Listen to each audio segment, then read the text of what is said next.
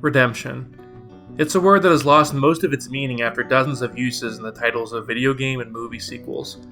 Rockstar's Red Dead series is no exception. Used to separate the universes of the original Red Dead Revolver and its subsequent sequels, I'd initially assumed that the name of the game served little purpose other than to have good mouthfeel. After all, the original Red Dead Redemption was much more about John Marston's revenge than any significant redemption.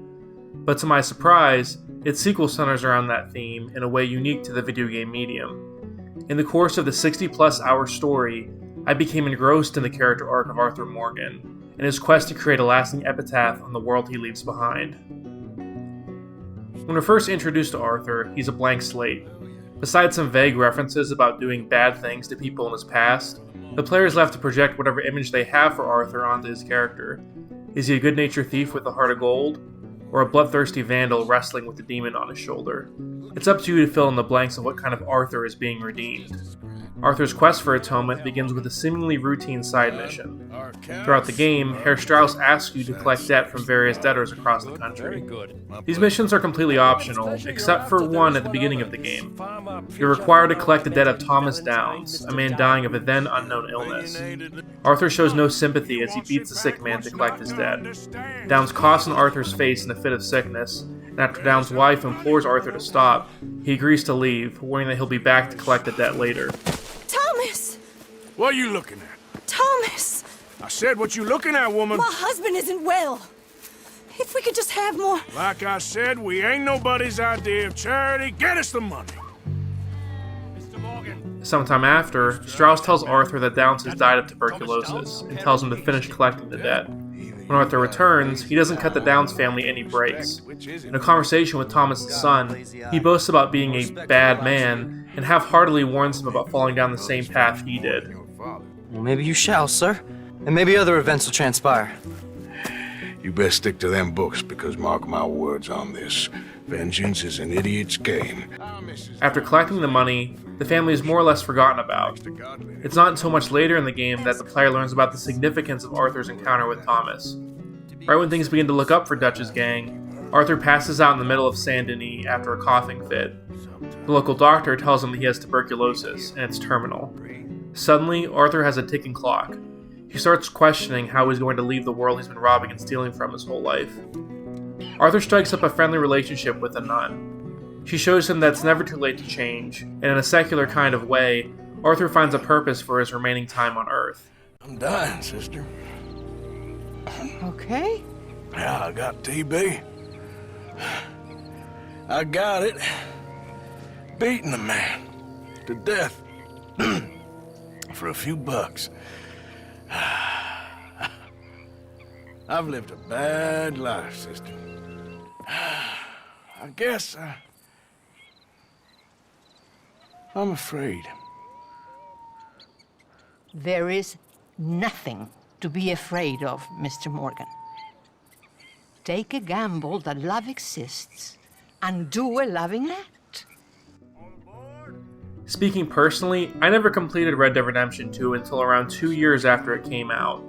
In that time, Arthur's death at the hands of tuberculosis was spoiled for me, so when I saw the feeble Thomas Downs cough in Arthur's face, I knew what happened. I figured so many moments had already been spoiled that getting through such a long story would be arduous at best, knowing what happens to the main character. But what I found out was that I was able to pick up on some of the narrative threads I wouldn't have otherwise noticed. Prior to his diagnosis, Arthur finds Thomas's wife in various stages of prostitution following Arthur's debt collection. Mrs. Downs? Oh, no. Not you. Get away. How? Now. I mean, hey, Help. Help! Hold on. This man is bothering Now. me. Someone help me. Officer, help! These short scenes are more than just fun callbacks. It's really Arthur's mortality being waved in front of his face. This country is man unleashed. That's the thing, and it ain't my fault any more than it's anyone else. Man unleashed? Then unleash goodness. Not just hell's feeble brothers, sir. Thomas Downs giving Arthur TB was the thematic equivalent of his chickens coming home to roost. His life of crime finally led him to his death, although probably not the kind that Arthur had in mind. While he doesn't fully realize it in his encounters with Mrs. Downs, he has an expiration date now, and he's living on borrowed time.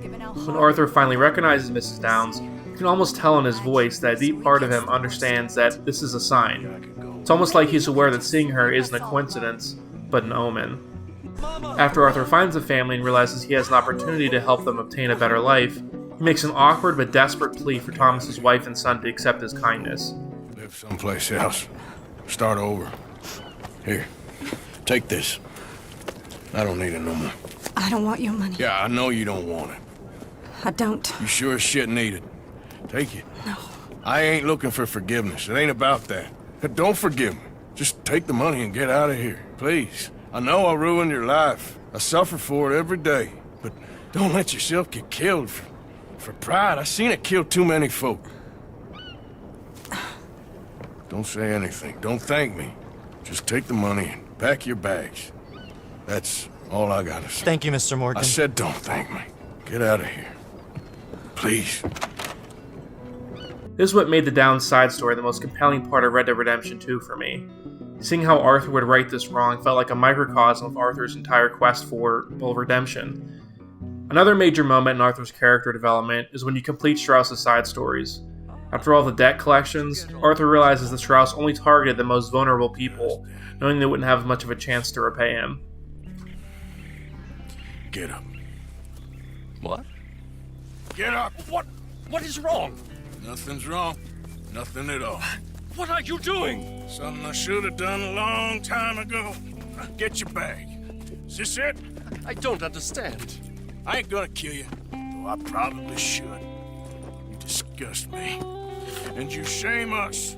If we could be shamed any more than we already are, that should do. Go! I don't understand you. What?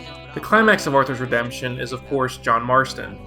As two of Dutch's most reliable gang members, the relationship blossoms over the course of the game, going from cold acquaintances to recognizing each other as brothers. Arthur becomes a father figure to John, warning him not to make the same mistakes he made that led him down the path of a career criminal. When Arthur realizes he'll never get to escape his life of crime and elope with Mary, one of his chief goals becomes securing a future for John. He's constantly reminding John to put Abby and Jack first, and schemes to find a way to take the gang's fortune. You got a family. You need cash. You need to start building a life for yourself. Me? I need a vacation. And Dutch has all the money. Arthur also gives John the engagement ring that Mary returned to him. The ring symbolizes Arthur's dream of a better life with Mary. Giving it to John is a way of securing his legacy and fulfilling the promise he made to Mary but never kept. The scene where John proposes to Abigail is where Arthur's redemption is completed. John attains the dream Arthur always wanted, and proves his years of robbing and thieving resulted in something pretty good after all. And it's easy to lose sight of the big picture in a game as massive as Red Dead Redemption 2. I don't blame anyone for playing it as their own personal Wild West simulator, or getting lost in the bevy of activities the world has to offer. But in the background of all of that is the incredible story of one of the most unforgettable video game characters of the last generation. The story is about what we do with death, and what kind of legacy that we choose to leave behind. It's about how everyone's days are numbered, and that it's never too late to pay it forward for the next generation.